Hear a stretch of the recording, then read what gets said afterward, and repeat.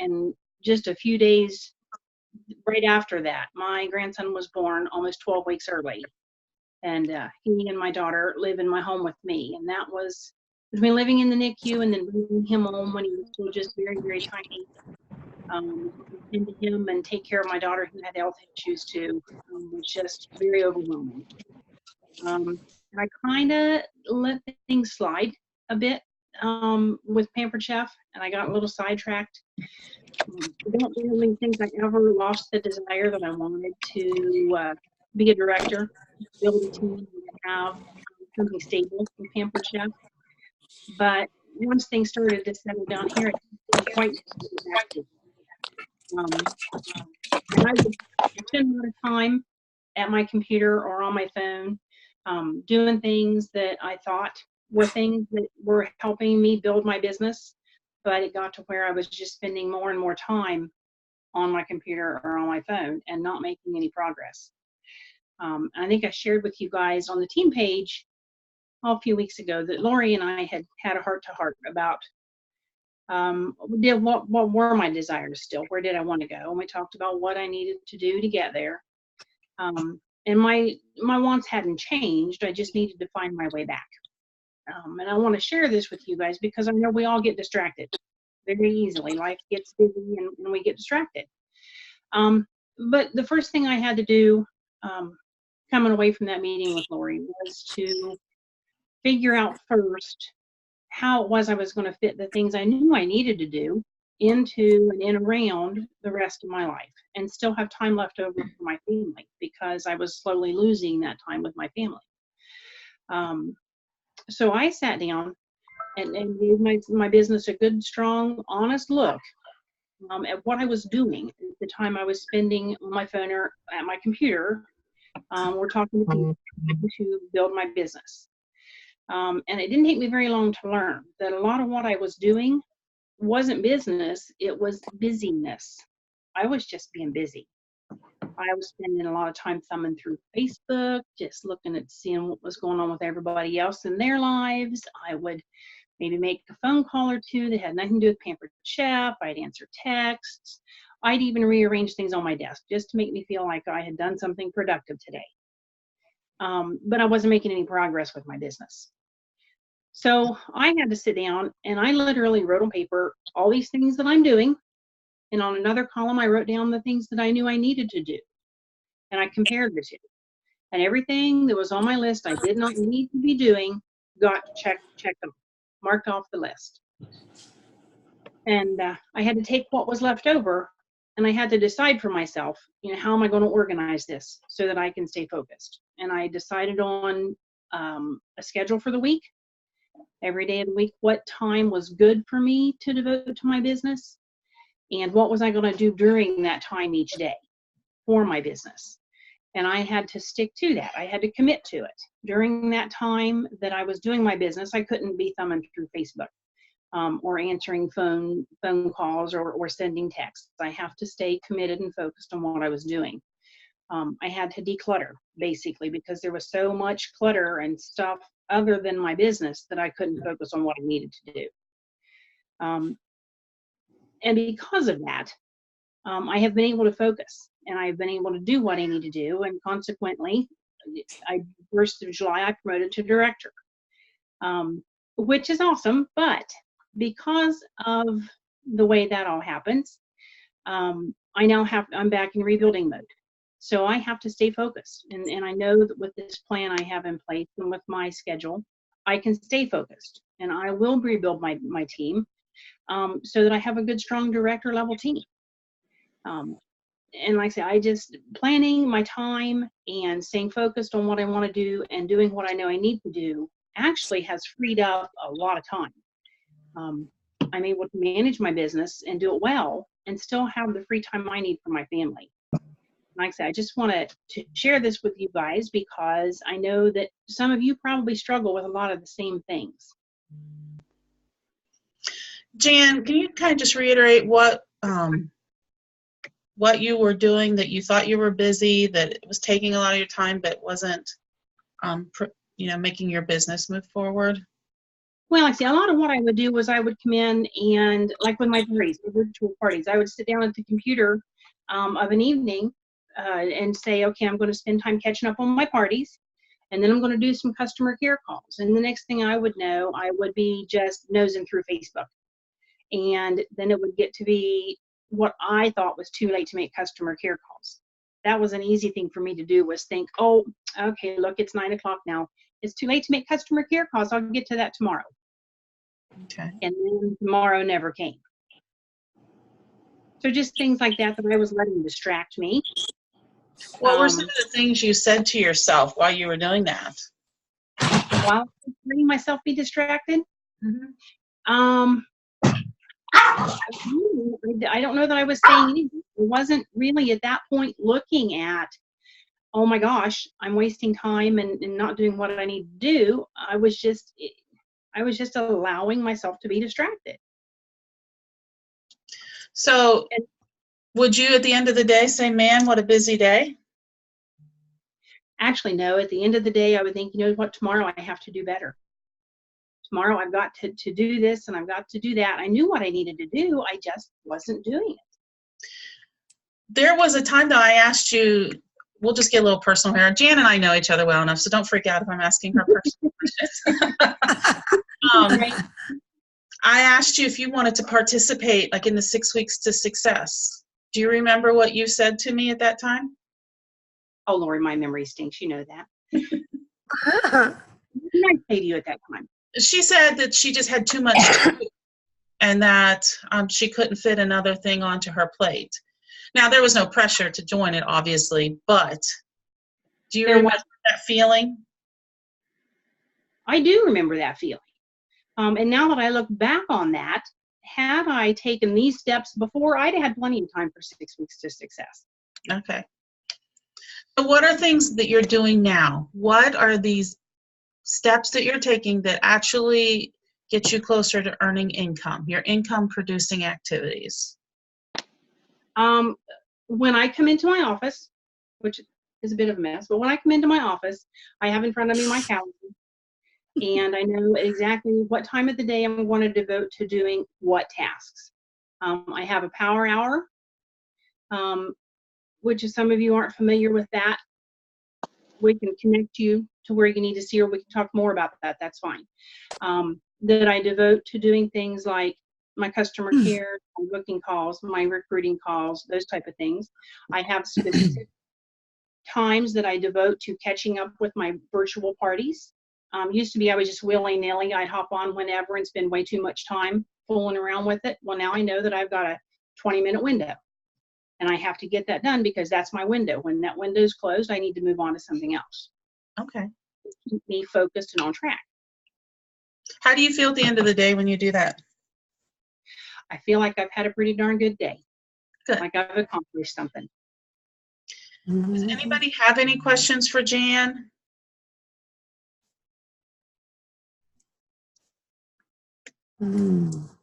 Jenny's thinking hard about this one. Yeah. Well, what got you out of your rut? That's what I call it. It's a rut because I always get stuck, and then I'm like, "Oh, get your butt up and go." You know, like what picked you up by the suspenders? You know.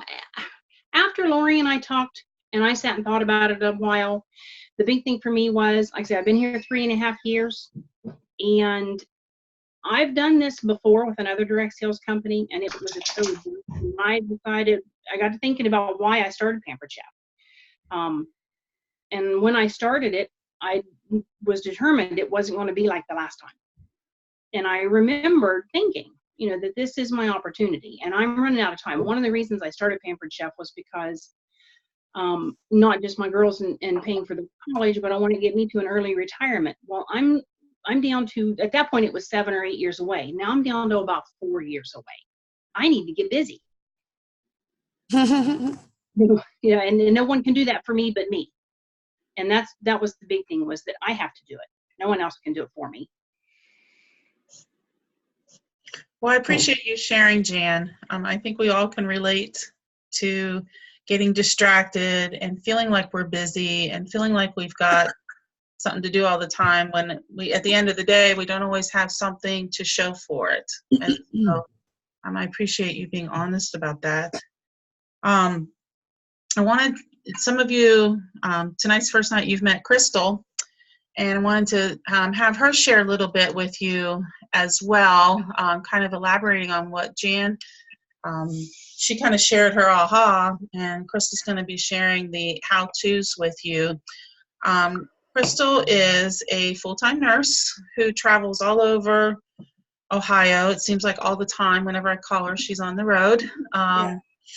And she is the mother of 7 children, and I don't remember how many grandchildren, Crystal. 3, might as well say 3. 2 of my own, and I have an extra. And she's been planning weddings. Just got one done and has another one coming up in this fall. And Crystal, of all people, needs to have a schedule because she would just be all over the place if she didn't. So Crystal's just going to share with you how to go about scheduling business hours. One of the things with her 7 children is she has one who is involved in every single activity that is on the face of this earth. And so I'm not kidding you. She is always on the go. She's the sweetest kid, but she would wear me out. So Crystal's had to learn how to work her business when she's sitting in a parking lot during volleyball practice, or just various situations. So her schedule is not one where she can just say, I'm going to hop on my phone and work from 7 to 8 every night, because she may not have that opportunity. So Crystal, if you want to go ahead and just share with us, how to go about scheduling business hours, and then what you do during those business hours. Yeah, sure. I'd be happy to do that. So I guess one thing I just wanted to start with was, Lori talking about my busy schedule. And when I first started this business 4.5 years ago, when I was approached about it, I was like, Kim was the consultant that actually approached me, and I said, Kim, you're crazy. I don't have time for this. But the next day I signed up, and I've loved every minute of it, even the bad and the good, the ugly. But when I started my business, and it kind of just was my path all along, was that within the first week of me joining, we were all practice every night, 5 nights a week. On Saturdays for 3 and 4 hours. And so I just sat in my car. I didn't even have Facebook then.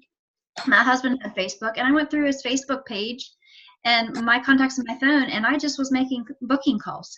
And so that's what really started my business, was finding pockets of time between all of what our kids were doing, what I was doing my full-time job, and what my family commitments were. So that was just a habit that I had to form right out of the chute. All of our lives are different. All of our commitments are different. And so what works for one doesn't always work for the other. But what I found works for me is that I have to find pockets of time throughout my day. And what would hinder me at times was figuring out, okay, what am I going to do in this 15 minutes? I already did my bookings, my booking contacts. So what am I going to do? So what helps for me, and I think it really helps everyone, is that we have lists of what we're going to do, so that when we have that moment that we have 10 minutes or 15 minutes, or we have an hour, we know exactly what we're going to do.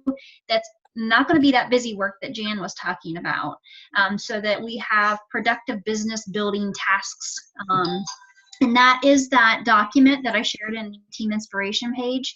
I have a binder, and it goes with me everywhere I go, because I do work on the go, and I have to find pockets of time. But in my office, it's right here with me too. So I know right where everything's at, and I know what I'm going to do at any given.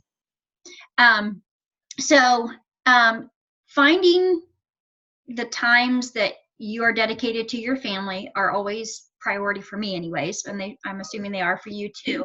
So looking at your daily schedule, your weekly schedule, and writing it out of when you're going to have business hours. If this was a business that had a front door, that customers come in, you're going to have business hours, and you really need to treat it that way in your mind, that, you know, I have to work my business on the time frame that I said I'm going to be open for business.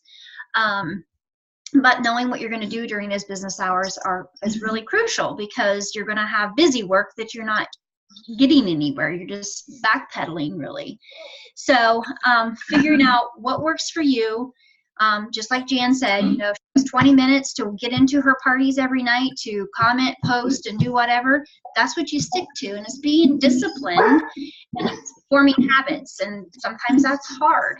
But, and like I said, what works for one doesn't always work for the other. But I can say that no matter how you work, having a list of knowing what you need to do that will be good, productive work will help anyone.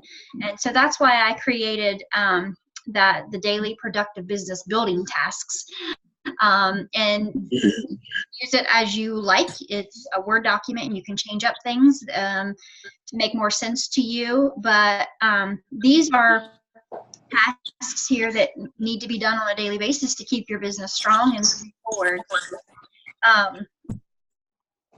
What else was I supposed to say? Can you go over some of those, because maybe not everybody has seen? Okay, yeah, and I know when we talked, Lori, thinking about what we wanted to share with everybody, when I first started, I didn't even know what I needed to do on a daily basis. And so when I put it in front of me, that helped me too, because I didn't even know what I needed to do. So some of those things are, you know, just simple tasks like checking your emails and checking the Team Inspiration page, you know, on a daily basis, which takes you a couple minutes. Doesn't mean you have to do anything. You have to, you know, get lost in Facebook, but checking those things. If you have your virtual parties going on, you always, you know, set yourself parameters of when you go into your virtual parties. Like mine's at lunch, and mine's at after 8 p.m. every night. You know, you want to thank your guests. You want to welcome the people into virtual parties. You want to make sure that if you're using a posting system, that those posts go into those parties, and so on and so on. I do 5 contacts a day, and on the list I have it numbered 1 through 5, and tracking those contacts, the results. So you can circle yes, no, maybe. And if it's a maybe, you can write call back in June or call back in the fall. So you have notes there for yourself. How do you track those? I'm sorry? How do you track those? So I would list who I've contacted, and I also put beside that how I contacted them, whether it was Facebook Messenger, whether it was text message, whether it was a phone call or email or whatever it was. And then I would mark on there what their response was. And the next day, I would look at the previous day and look and see what my results were. And if I got no response after a few days, I would send a reminder message like, hey, Sally, I just wanted to follow up with my message from 2 days ago or whatever. So I use that to revisit my message. I also used that as if it was a maybe, I would put them on my calendar so that I knew to reach back out to them when they asked me to, because I already had their permission to reach out, and they knew that I was going to honor that wish of theirs as well. How long does it usually take you to make 5 contacts a day? Probably about 5 to 8 minutes. One thing that I found that works best too, if you're able to just take, let's say, a Sunday and write down everybody you're going to contact each day, that's one less thing, one less time you have to think about, okay, who am I going to reach out today? So you're wasting 15 minutes of time figuring out who you're going to contact when it only takes you 5 minutes to contact them if they're already on the list. So do you have a planning day that you do this? Like you said something about Sunday. Is that you just plan out your week? Some days are ideal, but with my schedule being so erratic, it's just whenever I can find time to do it. There isn't necessarily a rhyme or reason. If you have the capabilities of making a specific planning date, then that works great. But sometimes it's just, I was like, oh, I haven't done this week's contact list. I need to do that. and unfortunately that's just how I have to work. Okay. What else? What would you say, I mean, are bookings your biggest focus during your business hours? Yes, that is priority. Because without bookings, we don't have a business to run. So that is priority to me. Because, you know, I don't know, I had a list here of the other day I was behind on my bookings and I reached out to like, I think 23 people. So I had to play catch up. But even though I've made that many contacts, it doesn't mean that many people we're gonna have a two-way conversation. So we have to keep moving forward, but also revisiting those same people because we all get busy. We get text messages like, oh yeah, I'll call them back later, or I'll message them back, and they just forget. So a lot of times people will thank me for, oh yes, I saw that. I was going to get back to you, but I totally forgot. So that helps me know who hasn't responded, so that I can, you know, get back with them. Okay. So what about the stuff like, you know, listening to coffee talks and reading ideas on the different Facebook groups or stuff like that? How does that fit into your schedule? Is that considered part of your business hours, or is that on the side? It's not necessarily scheduled, but I do, you know, and this is what, it was a commitment that I made to myself, is that I needed to,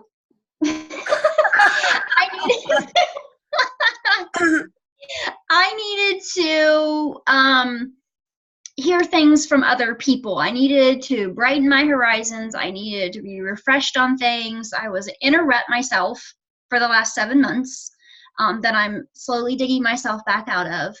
And I thought, well, if I could hear from others and hear what's working for them, or just hear a tip or trick just to tweak things that I already was comfortable with, then that was what was important to me, because that's what's grown my business, is listening to our team and listening to others in the company. And I feel that's a crucial part of your business, to move yourself forward, but to do something with what you've listened to and learned. And so I'm on the road all the time, and Coffee Talk was a good option for me because I can dial in before I leave and I listen to everything as I go down the road. I can replay it again if I want to. I went into Coffee Talk and I saved the images on Coffee Talk of the ones that I really wanted to listen to. So I didn't have to go back and scrolling through to find what I wanted to do. I just did that all in like a 15-minute period of time, setting somewhere. I don't know, I was sitting at the doctor's office or something. And so then I had those I knew I was going to be on the road. I was like, okay, today I'm going to listen to, what was it? It was onboarding new consultants. And one was a quick cooker, you know, those kind of things. So I wrote everything down and dialed in. So your main priorities of your business hours are your booking and sounds like maybe your customer care. Yes. Okay. All right. Because, you know, a lot of times the bookings come from the customer care. So. Right. Does anybody have any So questions? when do you plan? Oh, no, when do you plan like your templates for parties? I know you do a lot of the cooking shows, or you used to anyway. Yeah. I've been using the same template for the last, I don't know, 3 months, and I might change it up if, you know, like when summertime came in, I kind of added some things that, you know, I would use more in the summertime, like the cool and serve or the kernel cutter. You know, I didn't really change the whole thing. I just changed some pertinent things and removed some other things. When the whole Facebook jail thing went on, I went and redid my images. I changed up some wording, but I don't change that. So what do you do when you have, say, a host and then you have several parties book off of that party? You use the same template for them too? Okay. Yep. And what I have been doing, because I've been having that happen, is I've been having like my interactive posts on my party. I've been giving it to my host to post, and I'm not the one posting those interactive posts. And I get more interaction that way too. So. What? Wow, and they're happy to do that. Like that's I cool. only do that twice a day. I do it in the morning, and then after 8 o'clock at night is my 2 interactive posts on my virtual parties, and my host does it. Good. Just a copy and paste. I mean, we're already giving them a daily host post, so. And I'm would you share one of yours with me so that I can see how you kind of? Because I know I have a habit of going overboard with my parties. Yeah, I don't and mind. I'm trying to cut them down. Don't Yeah, use just it. to see. I won't. I know better. No. I've been in Facebook jail twice now. Yep, I don't mind. Cool. Just to see your format, how you kind of put it together. So we have options and stuff. Yes, absolutely. Yeah. Awesome. Thank you, Crystal. Welcome. So, talking of parties, I think when I look at this group here, just about everybody's doing virtual parties. I think there's some cooking parties on as well, but I think everybody here is at least doing virtual parties. Is that true for you, Vanessa? I know you and I haven't really had a chance to meet yet.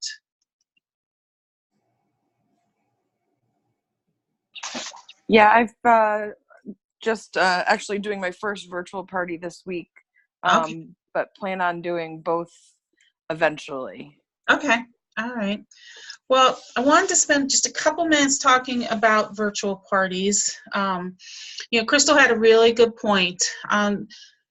There's no need to reinvent the wheel.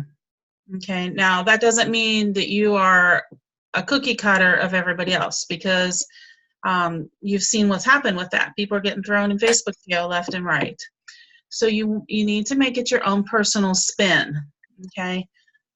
Each of you got a kit, and so part of being a consultant is getting to know your tools, just using them while you make dinner.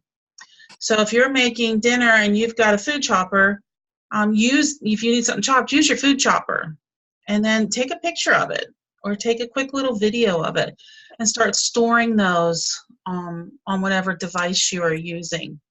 And then those are going to be your original posts, because nobody's going to be able to save those.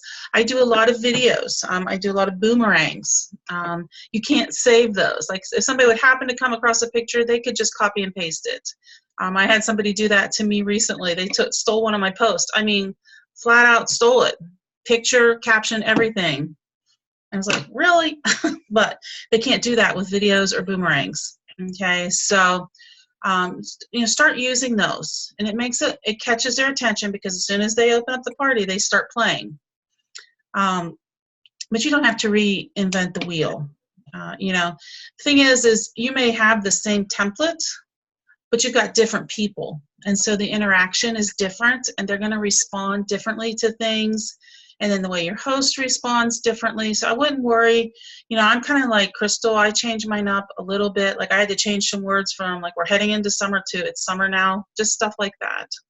But I don't do a whole lot of having a new template all the time. So when you're doing your virtual parties, you want to make sure, that they're just an imitation of your cooking party. So think of it as the virtual living room. So you wouldn't be gushing all over somebody if you were in their living room. Like, let me show you my food chopper, and let me show you my garlic press, and you know what I'm saying? You want to have a little bit of consistency to that. That's kind of like when you look at the dummy group, we start off with gadgets, just showing stuff that's going to make life easier, and then we go into the meal times. But one thing that you want to notice when you're doing your parties are that you're going to have some people who are just jumping right in there, and they're having a great time. And they're commenting on everything, and like half of your notifications are from them. And so there's always that group of people who stand out to you. And when they're standing out to you, those are the people that you want to reach out to. And so I asked Jenny if she would share a little bit with us, because Jenny is another one of our recent leaders of a director team. And Jenny was very intentional about promoting to director because of health concerns that she has. And so she had to find a new way to bring in her income to replace one that she was losing. And so Jenny's just going to share with you a little bit about how you can just make this a very natural part of your parties. It doesn't have to be something that you wig out about or feel like you have to know everything about before this is a part of your party as well. So Jenny, if you want to go ahead and just share with us how you just started team building with your parties. Sure. Yeah, so as Lori touched on, I had to make a quick decision as far as what I was going to do after my current job. I got into a position where I no longer could pass my physical for my licensed daycare.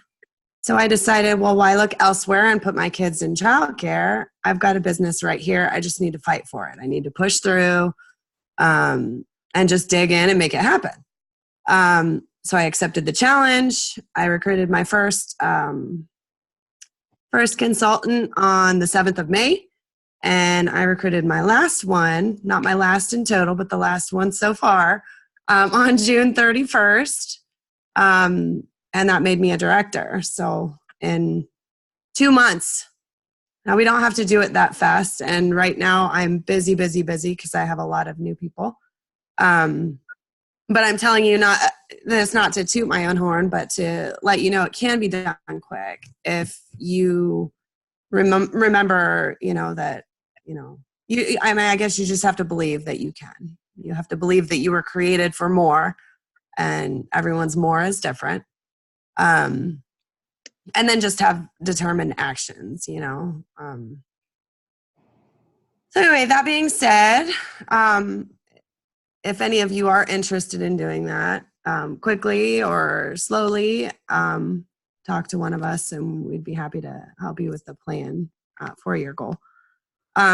It's intimidating. It's intimidating, but it's worth it. And I'm having a great time. So anyway, I guess making recruiting a natural part of parties. It was never natural for me. And I don't think it's natural for a lot of us. But just focusing on virtual parties,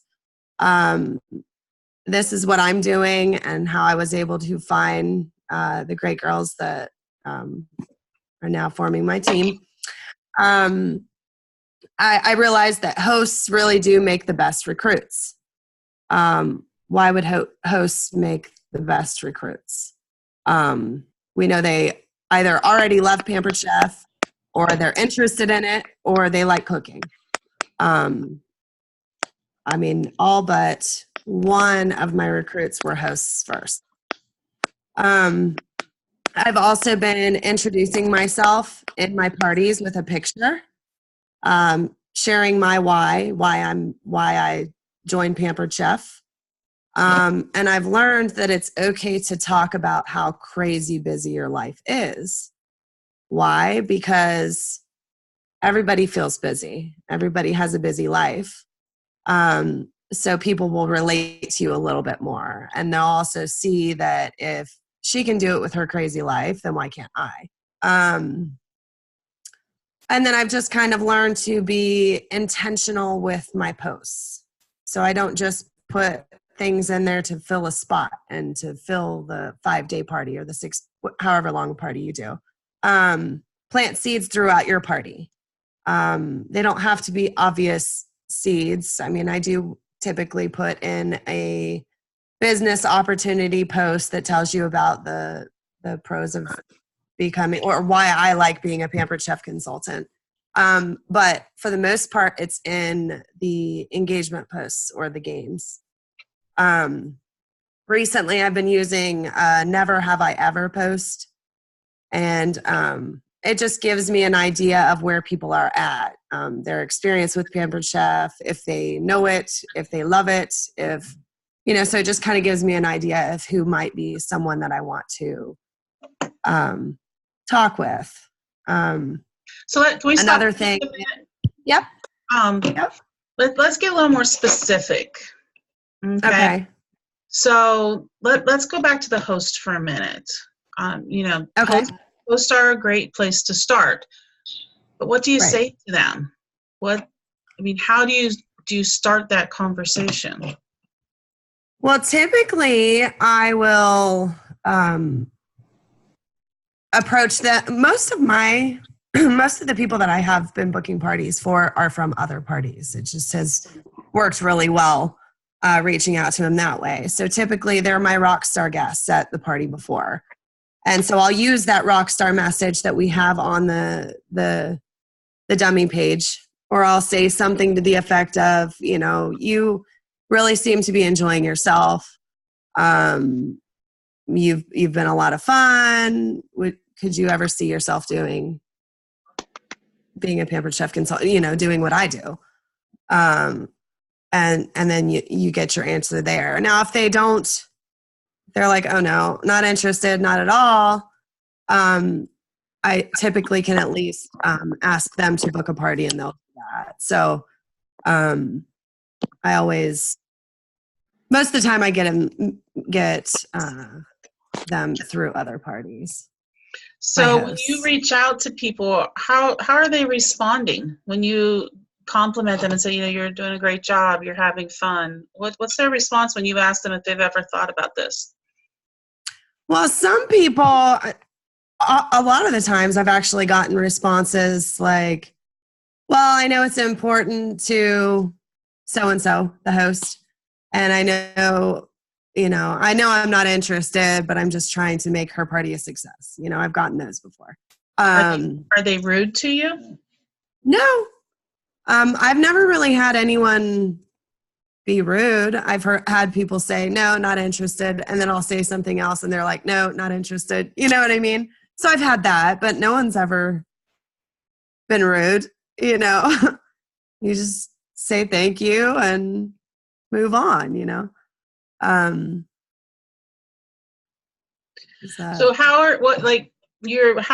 never have I ever post. Why don't you go ahead and describe that, what it looks like, so that people know how you're interacting with them? Well, I wish I could share. So some of the things on the Never Have I Ever, it asks, have you ever made a cake in your microwave using a Pampered Chef product? Have you ever waited at home for your package to come in because you were so excited for it to get there? Have you ever gotten mad because someone used soap on your stone? Like silly little things like that. Have you ever hosted a Pampered Chef party? So it just kind of gives you an idea of the people that are very familiar with Pampered Chef, the ones that are just beginning. And, so it just kind of gives you an idea of when you're going to talk to them, how slow to take it, I guess, or you seem interested, but are you interested in learning a little bit more, And then you've got someone else that their entire kitchen is Pampered Chef. Why don't you become a consultant, and save yourself? It sounds like you enjoy cooking, So it just kind of gives you an idea where to gauge that person. So what you're saying is you start off very generalized in your parties with the post, and you watch that and interact on that post, and then when you get some red flags, you take it to a private message. Exactly. Okay. Exactly. And I do it with other ones too. For example, like the cheese and chocolate, which one would you give up? Well, no one's really going to give up cheese or chocolate. Let's just be real. But it's really cool because someone will say, oh, I can never give up chocolate. I'll give up cheese, So I'll say something to the effect of, I love chocolate too. Check out your private message. I have something in there for you or something. So I'll send them a chocolate recipe, something with the lava cake or whatever. And they're like, oh my gosh, that looks so good. I can't wait to try it, or I don't have the rock yet, or whatever. And then I take that as the door is open. Let's talk. Right. So, because if you send a private message to somebody and you're not friends with them, and for the most part, we're not going to be because we reach outside of our friends at some point. It'll just sit in that other folder and they'll never see it. Right. But if you tell them that you're going to be sending them a message, they're going to look at it. And most of the time they respond, you know. If you send them a picture of a delicious meal, they're going to be like, oh, that looks good, you know. So you've taken time to build a relationship with them. I mean, it's very superficial at first where they're just getting to know you. Okay. Mm-hmm. All right. So just taking an extra minute to pay attention to what people are putting instead of just doing a quick response. This is what I've had to do in order to move so quick, you know. It's been time consuming, but it's fun too. It's fun, and people get excited about it. And that's I love how excited all of the consultants that have newly signed are. And I think that's something with what Crystal said, though. You could tie that into, you know, she has her evening hours, and if that's when she's going to respond to that post, then she can do that then. You know, you can have certain posts. You know, I think we'll probably all have different opinions on this, but I am of the mindset I don't have to respond to every single comment or every single post. I have very specific ones that I respond to with very specific responses, you know, asking questions. And I think you all heard Jenny ask questions a lot. You know, and you want to ask questions, and you want to ask open-ended questions, not just something where somebody can say yes or no, so that you can get it going. So, guys, we are coming down. Thank you, Jenny. Does anybody have any questions for Jenny? Real quick, raise your hands if you just think, I am not recruiting and I have no desire to recruit. Wow, I'm impressed because I don't believe all of you. Well, Nicole's already done it. It's, you know what, that's why I was saying, you know, it may not, I think we psych ourselves out because recruiting is a natural part of your business, because it's no different than when you go to your new restaurant. I remember the first time I went to the Boathouse Barbecue in Marietta. Oh my word, I loved it. And I told everybody about it.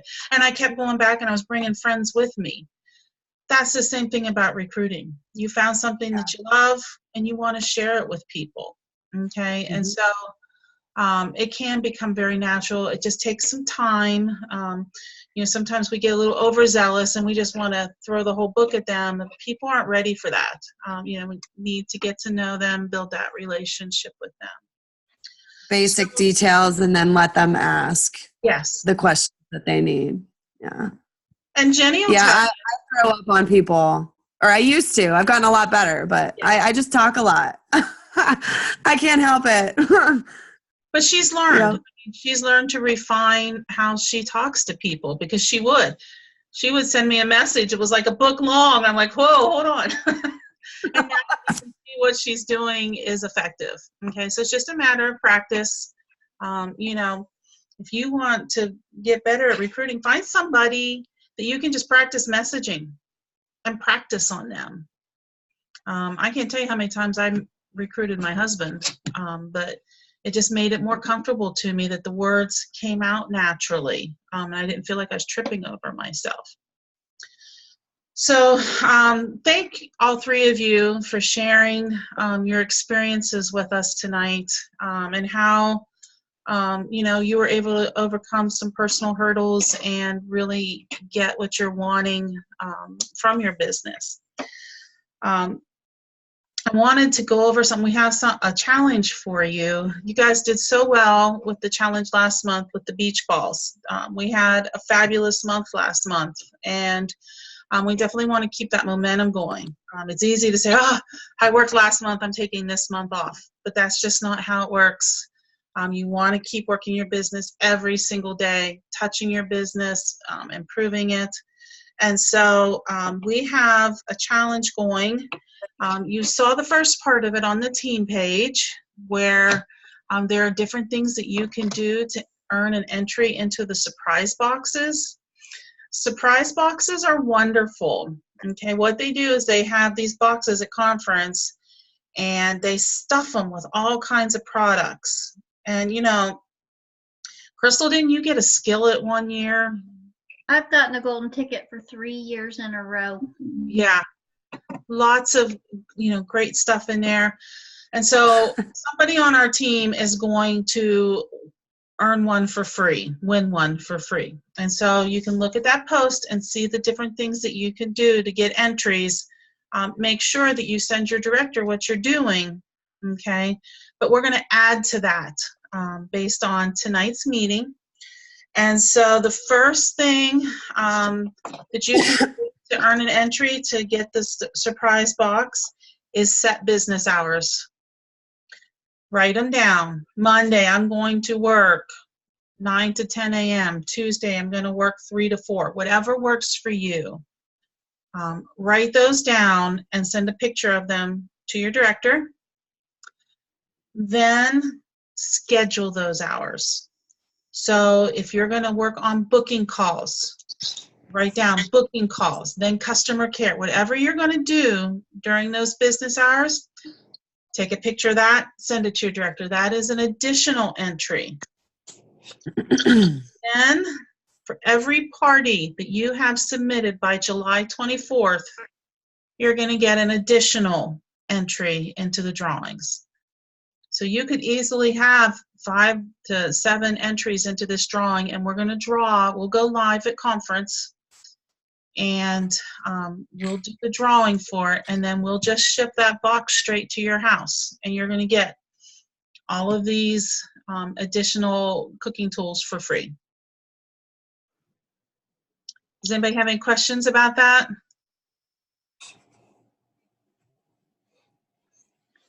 So you said set your hours and what you'll be doing in those hours. Yes, that one entry for each of them. You'll get one entry for setting your hours. You get an additional entry for writing down what you're going to do during those hours, and then you get an entry for each party that's submitted by July 24th.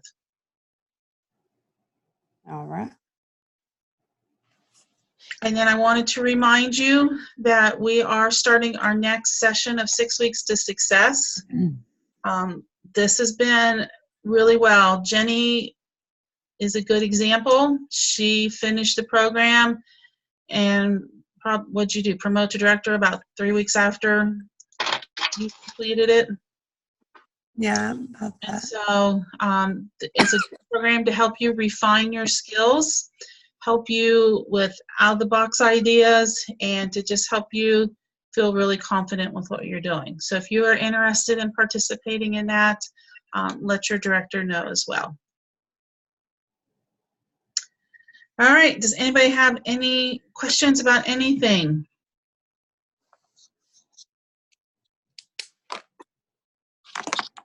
It's a quiet group tonight. All right. Well, I did remember to record, so I will post this in the event. If you have team members that you notice are missing, make sure that you let them know that this is here. Yeah. So you all have a great evening. Thank you. You too. Thank Bye. you. Bye, guys.